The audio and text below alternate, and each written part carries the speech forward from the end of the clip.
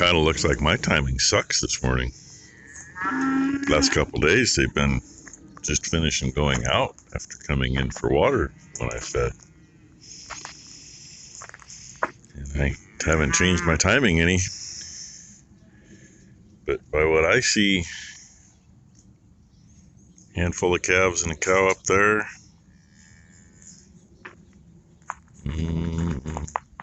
Two calves at the top of the lane. Other than that, there's a cow there and a cow here that haven't gone through yet. Bam Bam's standing there. He's been rubbing on that center feeder. Oh, since they're all up, I suppose I better get my butt in gear and get some feeding done. Then dink around with something for a bit, because ain't no place in town gonna be open for a while. I mean, about the only one I could go see if he's got material would be Tom, because yeah, he's usually at the shop by now or within the next half hour. But nobody else gonna be even have the doors unlocked for another 2 hours. Only 4 of them heifers in today. It doesn't always seem to be the same. I mean, there's a couple of them it is the same ones, but not all of them. So at least they're getting random, right? Because I don't know that she's usually in, but she's in every time. What about you? Who are you? Quit hiding your face. Yeah, she's in most of the time, not every time. I don't know about the one hiding in the back, so. Well, the grass seed guys are watering like crazy. I just passed 4 fields that all have travelers running in them. They say in order to really get a seed crop, you gotta have at least 3 inches of water in the month of June. And that's what they're working on. Got me some tubing. I got 2 different sizes. I got some heavy wall to fix the broken side, well, the screwed up side. And I can't see spending that much per foot for the side that's not screwed up yet. So I got a piece of 1/8 inch wall. It was still $7.50 or something a foot. But 7 feet of 1/8 inch wall ain't gonna break the bank. It's 7 feet of the, I think it's 3/8 wall, but that'll break the bank. It's 28 something a foot. But hey, he had it, so I've got it. Didn't get any extra, that's for sure. And now I'm gonna start by going to our Case IH dealer and see if they can get the New Holland parts I need, because sometimes they can, and they may be cheaper than the New Holland dealer. If they can't do it, then I'll go to the New Holland dealer. In the meantime, I gotta go to the Case IH dealer anyway. That's where we get our grease anymore, and I don't think we got enough grease left to service the hay equipment at the moment. The other day when I came out to get feed, they were watering this field.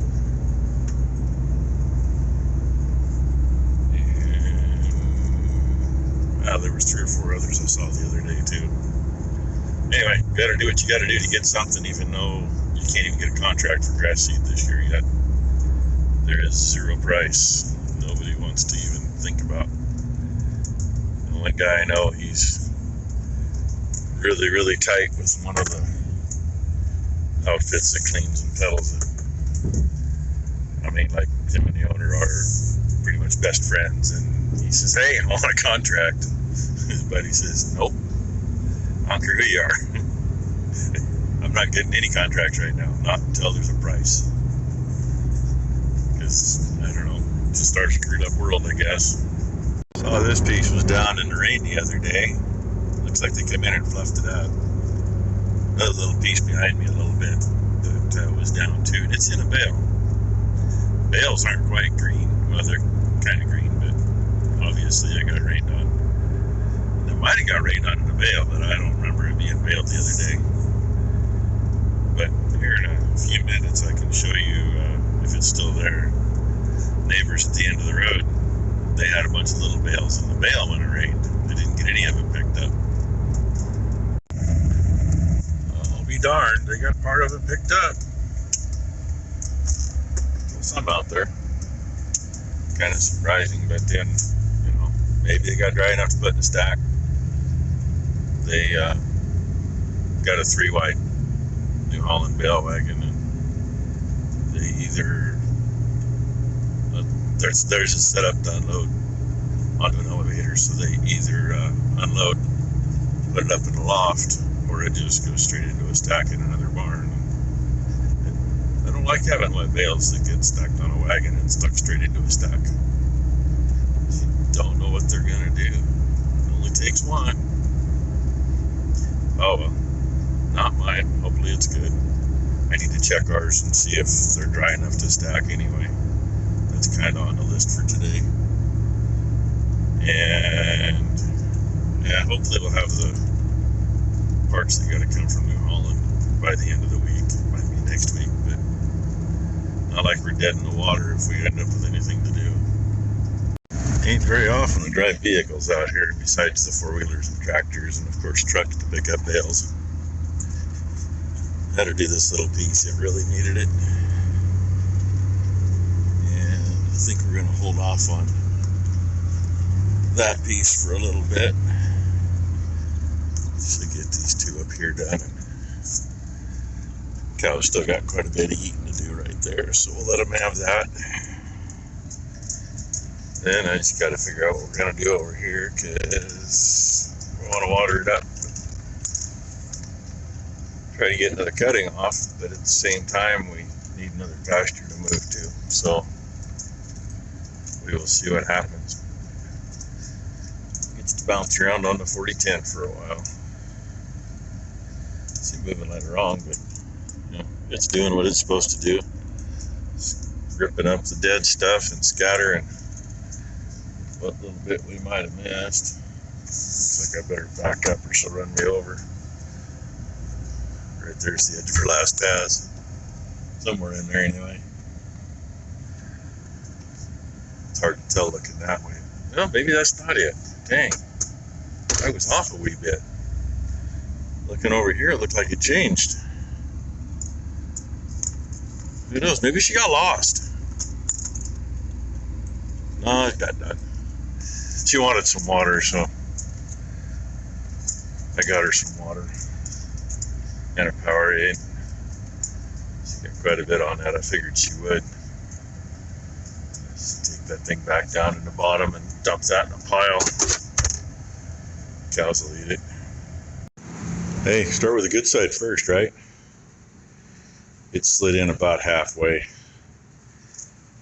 Me and a board and a hammer have been getting it. It's going about a ½ inch at a hit. But I blew the crap out of that tube and looked down it, and it started to deform too. Nowhere near as bad as the other one. I'm definitely not going to redo this side like the other side. And I don't know how far.